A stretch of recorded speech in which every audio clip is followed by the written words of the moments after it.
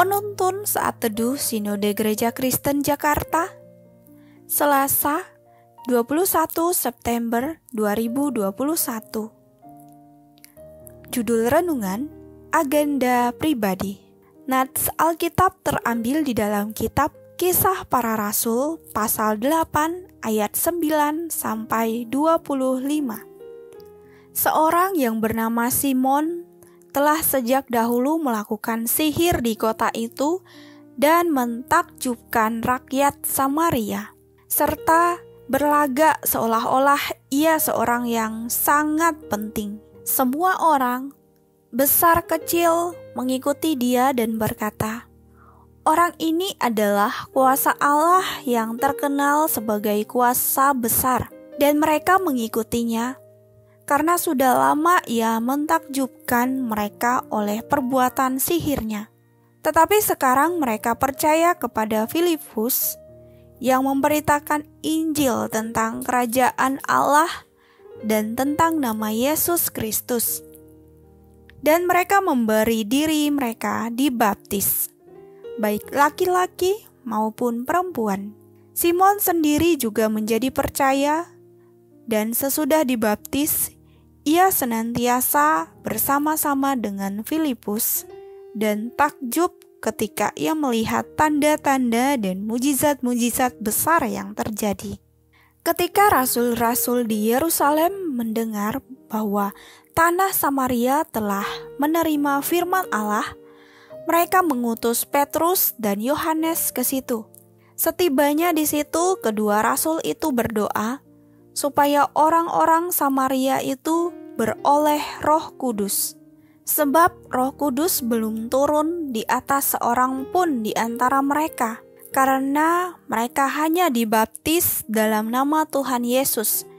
Kemudian keduanya menumpangkan tangan di atas mereka, lalu mereka menerima Roh Kudus. Ketika Simon melihat bahwa pemberian Roh Kudus terjadi oleh karena rasul-rasul itu menumpangkan tangannya, ia menawarkan uang kepada mereka, serta berkata, "Berikanlah juga kepadaku kuasa itu, supaya jika aku menumpangkan tanganku di atas seseorang, ia boleh menerima Roh Kudus." Tetapi Petrus berkata kepadanya, "Binasalah kiranya uangmu itu bersama dengan engkau, karena engkau menyangka bahwa engkau dapat membeli karunia Allah dengan uang. Tidak ada bagian atau hakmu dalam perkara ini, sebab hatimu tidak lurus di hadapan Allah. Jadi bertobatlah dari kejahatanmu ini dan berdoalah kepada Tuhan, supaya Ia mengampuni niat hatimu ini. Sebab kulihat bahwa hatimu telah seperti empedu yang pahit dan terjerat dalam kejahatan." Jawab Simon, "Hendaklah kamu berdoa untuk aku kepada Tuhan, supaya kepadaku jangan kiranya terjadi segala apa yang telah kamu katakan itu." Setelah keduanya bersaksi dan memberitakan firman Tuhan, kembalilah mereka ke Yerusalem, dan dalam perjalanannya itu mereka memberitakan Injil dalam banyak kampung di Samaria. Salah satu kisah miris dalam Alkitab adalah kisah Simon, penyihir dari Samaria. Ia semula terkenal karena sihirnya. Namun setelah mendengar berita Injil yang disampaikan Filipus kepada orang-orang Samaria, ia tertarik dengan berita yang disampaikan itu. Dia menjadi percaya dan dibaptis. Ayat 13. Kemudian, rasul-rasul di Yerusalem mengutus Petrus dan Yohanes untuk memperkenalkan karunia Roh Allah kepada orang-orang Samaria itu. Orang-orang Samaria itu belum beroleh kebenaran akan kuasa Roh Kudus, karena baptisan hanya memperkenalkan nama Yesus Kristus. Ayat 15.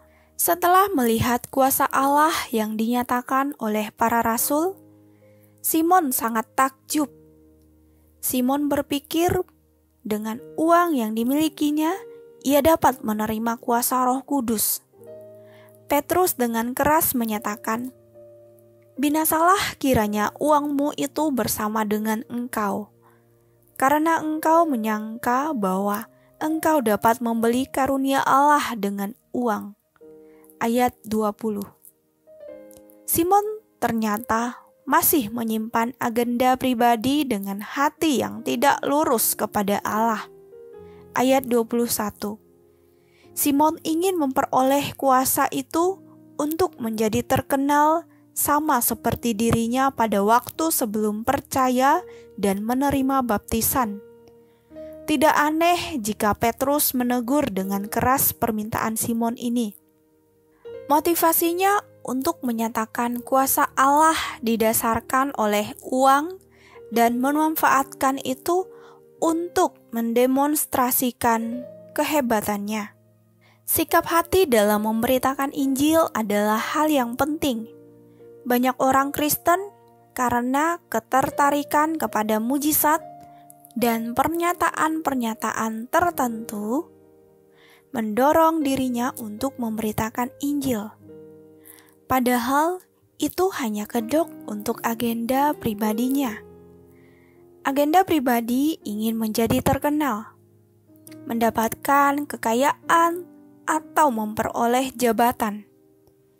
Itu adalah kejahatan di mata Tuhan. Injil seharusnya diberitakan dengan hati ingin memperkenalkan Kristus dan kebenaran firman-Nya. Kuasa Roh Kudus yang terjadi dalam pelayanan seharusnya membawa setiap orang hanya berfokus kepada Allah.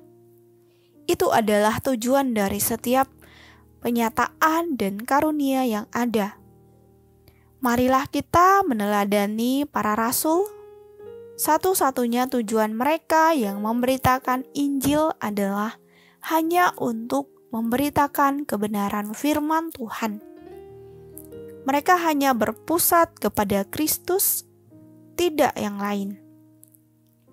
Ciri seorang yang memiliki agenda pribadi adalah tidak tertarik memberitakan Injil jika tanpa ada keuntungan pribadi.